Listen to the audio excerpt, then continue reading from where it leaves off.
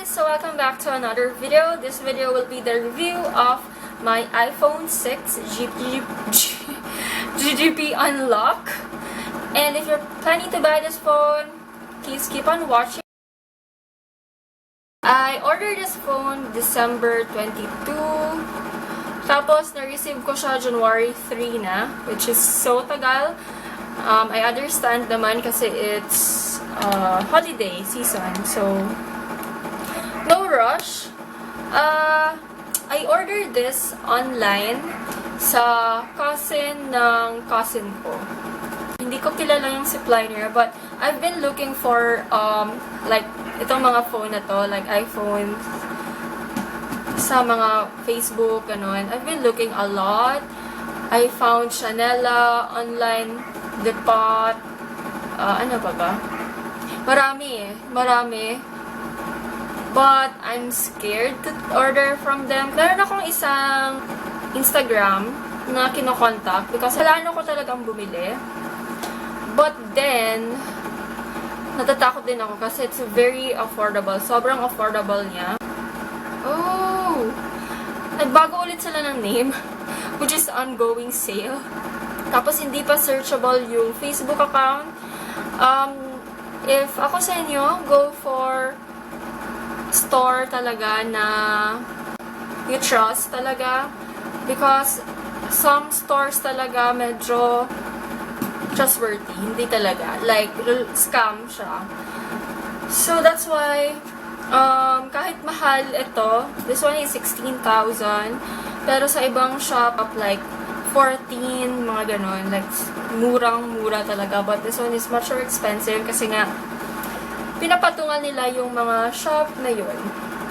So, to cut the story short, I got my package January 3. And ito, it comes with this packaging pala. It comes with a Tupperware para hindi ata siya masira. Kung masisira man, yung Tupperware mauunang masira, di ba? And, hindi ko talaga siya tinapon. This one. Kasi, I want to show you guys these. It comes with, na-shock ako nung pag-receive ko because it's the online, it's from the online depot, PH Libertad, Mandaluyong City. I'm so nakakainis kasi magbayad pa ako ng extra when I can buy straight from the supplier niya, which is this one. I've been eyeing on this shop like sobrang tagal na kasi nga mura siya, pero natatakot lang ako baka scam siya because marami nang na-scam at saka, diba? So, I did not buy this from this shop. Pero, nung na-receive ko yung product, it comes from this shop. So, ayan. Ayan. Pick up. So, hindi ko masasabi na hindi siya scam, okay? Because I did not order sa kanila. Ano lang, just to clarify things. Kasi ayokong, like, masira naman, diba? Because I bought it sa cousin ng cousin ko. It's better na mas mahal, pero sure kaysa sa mura pero hindi pala sure, diba? So, yung mga downside naman tayo. So, downside, na lagi siyang nawawalan ng signal. Like, lagi talaga. Kahit saan ako pumunta, kahit umuupo lang ako dyan, no service. Always, kahit same place na, nawawala siya ng service. Hindi ko alam dahil siguro sa RSIM, kaya ganun. At saka iOS 10 na siya. Siguro hindi siya compatible or ewan. Hindi ko talaga alam kung anong reason niya. But yung sa 5C ko kasi, GPP din yun. Na-experience ko naman yung no service. Pero hindi naman like tulad ngayon na like always talaga. Like kahit nasa ako, city, my God, no signal. What the hell? Nakakainis siya minsan. Pero, wala akong choice. Kasi, mura eh. Diba? Siguro, hindi ko talaga alam kung anong reason. Or if this phone lang yun. Pero, hindi ko alam talaga eh. Sa phone na to, ito yung na-experience ko talaga. Tapos, ito pa yung pinaka nakakainis, meeting a friend that day, like siguro 5 p.m. ganun.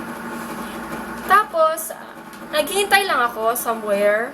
Kasi hindi ko alam kung saan kami magmi-meet. So, naghihintay lang ako sa text niya or tawag.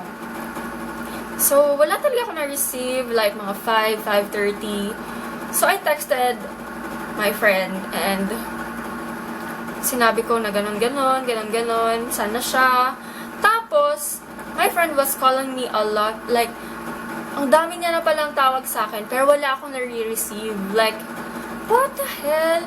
May on naman yung phone ko, tsaka, as in, like, on lang talaga siya. Pero hindi ko nare-receive yung tawag. What? Hindi ko alam kung bakit. Pero nare-receive ko naman yung text. Yung tawag lang talaga.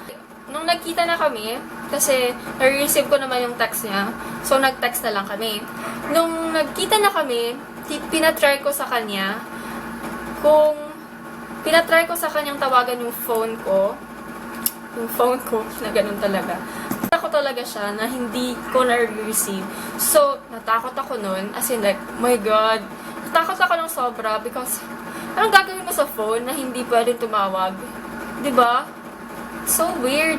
Paano yung mga like, emergency calls? Mga ganon. Tapos tawag pala sila ng tawag sa'yo, tapos wala kang na-receive, yung ganon. So I off my phone, tapos inon ko, okay na, nung tinawagan ulit nung friend ko yung phone ko, okay na siya. So I texted the seller, yung cousin ng cousin ko.